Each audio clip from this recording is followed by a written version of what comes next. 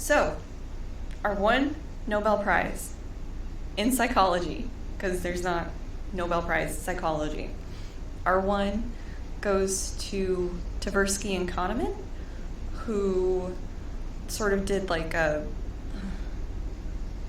some sort of decision making and put it in like an economic framework.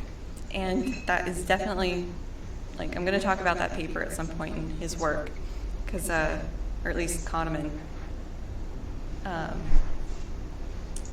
Yeah, like, it's our Nobel Prize. We've got one. Oh my God.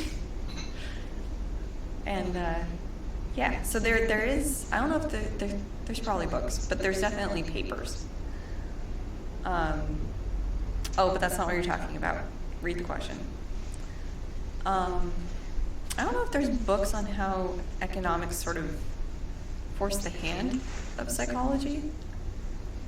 I'd be surprised if there wasn't, but the quality of it, less clear on.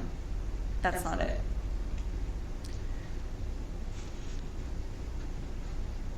It's written by a 2004 Nobel Prize winner in physics. Like, do this Google search minus unbearable and you'll find it. Sorry, I'm looking up this unbearable. No, you have to subtract unbearable. Yeah, but Google thinks it's important. I know. So you gotta tell it no. Is this some Deepak Chopra bullshit? No. We can talk about it later.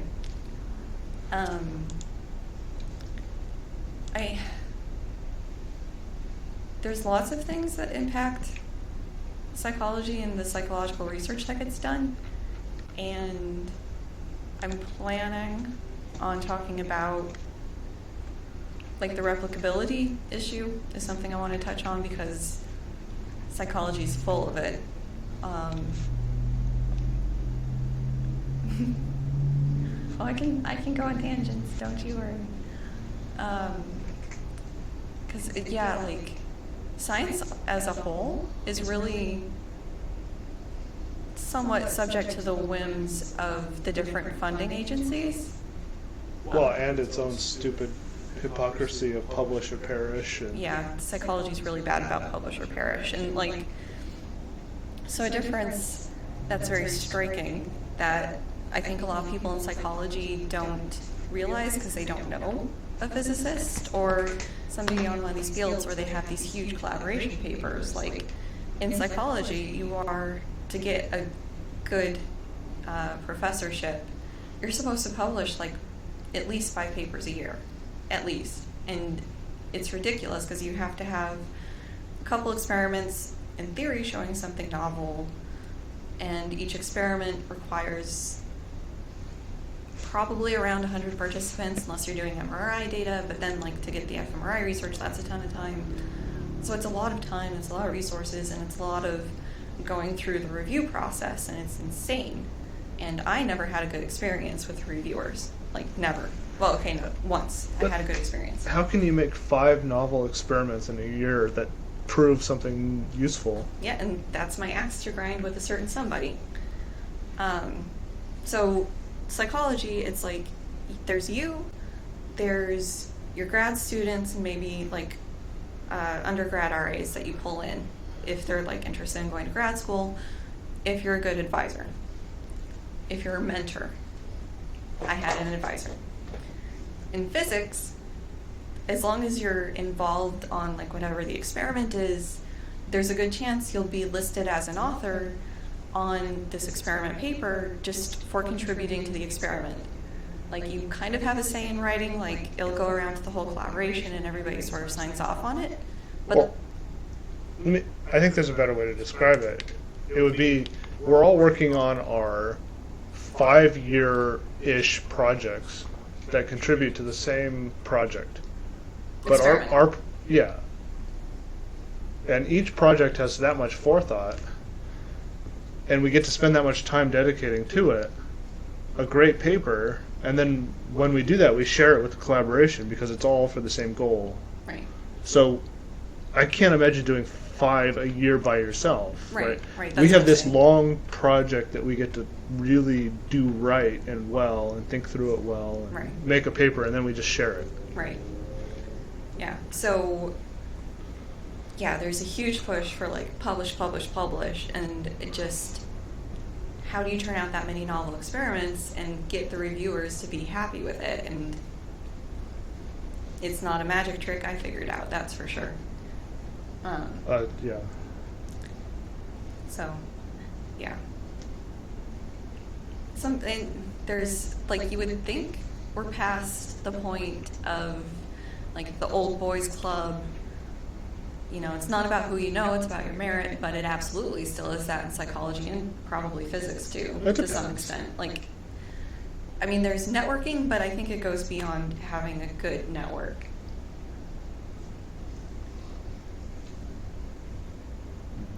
You know? Yeah, I mean, it's some of both. It's luck, it's networking, Definitely luck.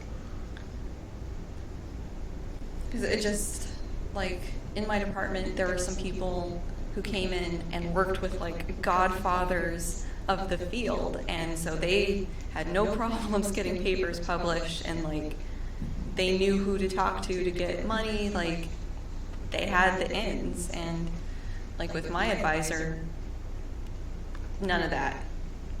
Like, he didn't have people to talk to, except for, like, one guy, which I met anyways, sort of independent of him, and it was great. But it is what it is. Hopefully it was somewhat on point.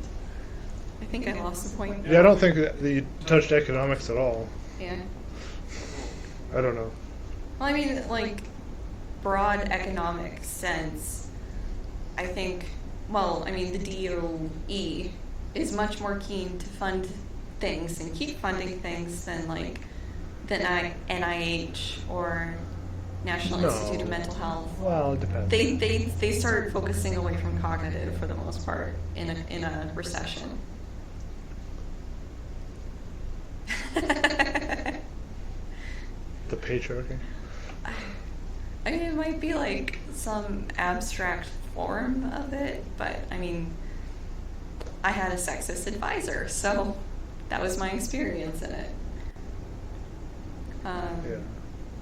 I mean, there were definitely powerhouse women researchers who were at the same level and had the same network of connections and stuff, and with where the one I'm thinking of in particular was in her career, she would have had to fight a lot of guys to get where she was.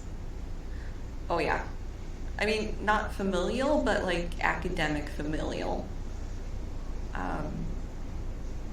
For sure.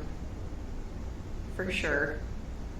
And it kind of sucks because, like, when we were looking at undergrad places to go, we were told, like, it doesn't matter where you do your undergrad, it matters where you do your grad. But it matters where you do your undergrad. I mean, at a very basic level, going into grad school for physics and psychology, you're expected to have some experience and competence in doing experiments and lab work and stuff. And where we went, like, my husband was able to get it because there's a huge physics program, but the best I was able to get through the professors was basically being an animal care technician where I took care of rats, not doing science. I did an independent study with the rats. 4 course credit. 4 course credit. That was equivalent to like an honors thesis almost. So I did have some research experience, but then comparing it against like an undergrad research assistant I had, where I recruited her, passed around an email of like, hey, is anybody... No, I haven't. Oh no. I'm gonna finish my thought and then, oh no.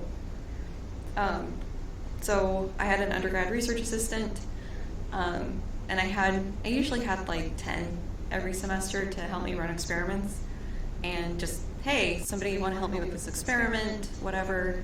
She stepped up, got her involved on the experiment, taught her how to program. She was running her own stuff, And as a consequence, like we went to the regional psych conference, and then we went to the national psych conference with her research as an undergrad. So her grad school application packet had her doing her own research, had conference presentations, we were working on a paper, compared to me, who had like a thesis experiment. I don't even think at that point we knew conferences existed. Yeah, conferences was like a, what's that, when we went to grad school.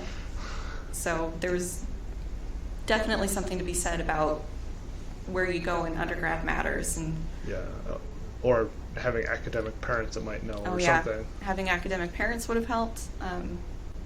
Both me and my husband, like, your mom has a nursing degree, your dad didn't finish his.